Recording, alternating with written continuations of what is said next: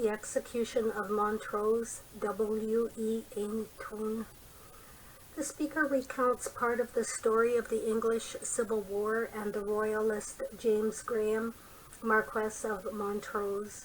He was arrested in Scotland and publicly executed by hanging in Edinburgh in 1650. The Execution of Montrose. Come hither, Evan Cameron, come stand beside my knee. I hear the river roaring down toward the wintry sea. There's shouting on the mountainside, there's war within the blast. Old faces look upon me, old forms go trooping past.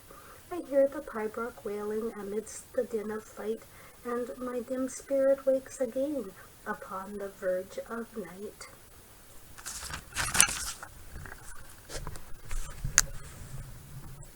'Twas I that led the Highland host through wild Lochaber's snows, what time the platted clans came down to battle with Montrose.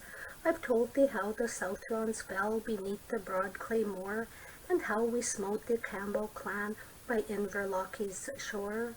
I've told thee how we swept Dundee and tamed the Lindsay's pride, but never have I told thee yet how the great Marquess died. A traitor sold him to his foes, O deed of deathless shame.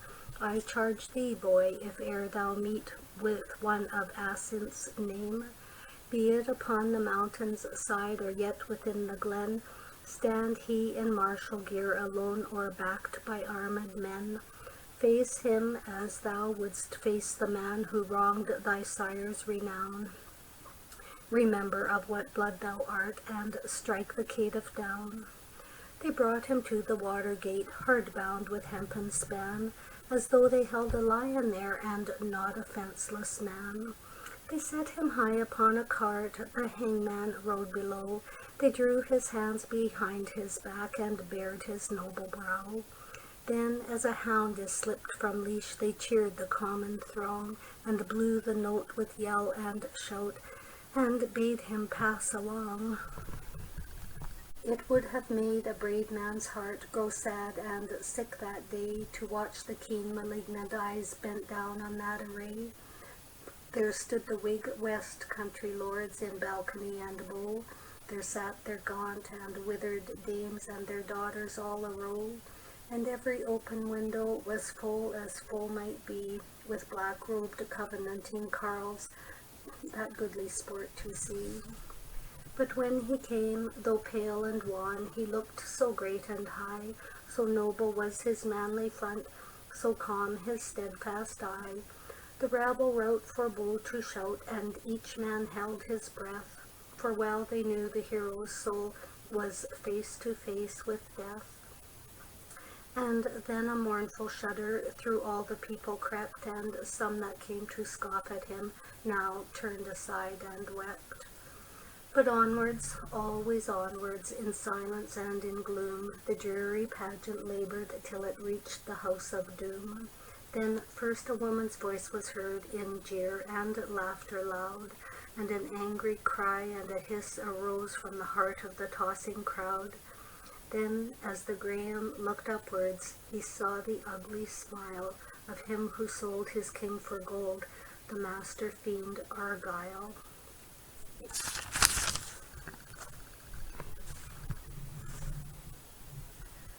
The Marquess gazed a moment, and nothing did he say, but the cheek of Argyle grew ghastly pale, and he turned his eyes away. The painted harlot by his side, she shook through every limb, for a roar like thunder swept the street, and hands were clenched at him. And a Saxon soldier cried aloud, "Back, coward, from thy place, for 7 long years thou hast not dared to look him in the face." Had I been there with sword in hand and 50 Camerons by, that day through high Dunedin's streets had pealed the slogan cry. Not all their troops of trampling horse, nor might of mailed men, not all the rebels in the south had borne us backwards then. Once more his foot on Highland heath had trod as free as air, or I and all who bore my name been laid around him there.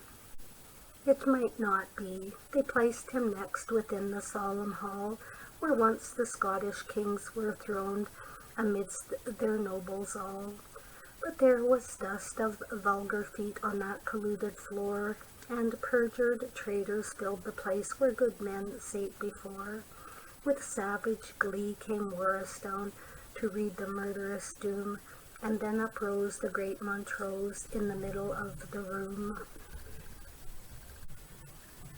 Now, by my faith as belted knight, and by the name I bear, and by the bright St. Andrew's cross that waves above us there, yea, by a greater, mightier oath, and oh, that such should be, by that dark stream of royal blood that lies twixt you and me. I have not sought in battlefield a wreath of such renown, nor dared I hope on my dying day to win the martyr's crown. There is a chamber far away, where sleep the good and brave, but a better place ye have named for me than by my father's grave. For truth and right, gainst treason's might, this hand hath always striven, and ye raise it up for a witness still in the eye of earth and heaven. Then nail my head on yonder tower, give every town a limb, and God who made shall gather them. I go from you to him. The morning dawned full darkly, the rain came flashing down, and the jagged streak of the leaden bolt lit up the gloomy town. The thunder crashed across the heaven, the fatal hour was come, yet aye broke in with muffled beat the larum of the drum. There was madness on the earth below, and anger in the sky, and young and old and rich and poor came forth to see him die.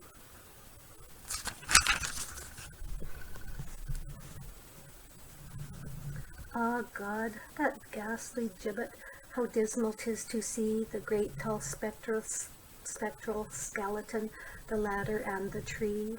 Hark, hark, it is the clash of arms, the bells begin to toll. He is coming, he is coming. God's mercy on his soul. One last long peal of thunder, the clouds are cleared away, and the glorious sun once more looks down amidst the dazzling day. He is coming, like a bridegroom from his room, came the hero from his prison to the scaffold and the doom. There was glory on his forehead, there was luster in his eye, and he never walked to battle more proudly than to die. There was color in his visage, though the cheeks of all were wan, and they marveled as they saw him pass, that great and goodly man. He mounted up the scaffold, and he turned him to the crowd, but they dared not trust the people, so he might not speak aloud. But he looked upon the heavens, and they were clear and blue, and in the liquid ether the eye of God shone through. Yet a black and murky battlement lay resting on the hill, as though the thunder slept within, all else was calm and still. The grim Geneva ministers with anxious scowl drew near, as you have seen the ravens flock around the dying deer.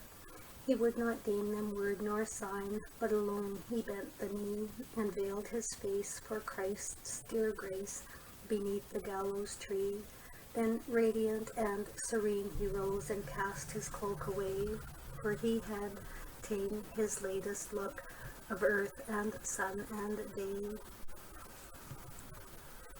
A beam of light fell o'er him like a glory round the shriven, and he climbed the lofty ladder, as it were the path to heaven. Then came a flash from out the cloud, and a stunning thunder roll, and no man dared to look aloft, for fear was on every soul. There was another heavy sound, a hush, and then a groan, and darkness swept across the sky. The work of death was done.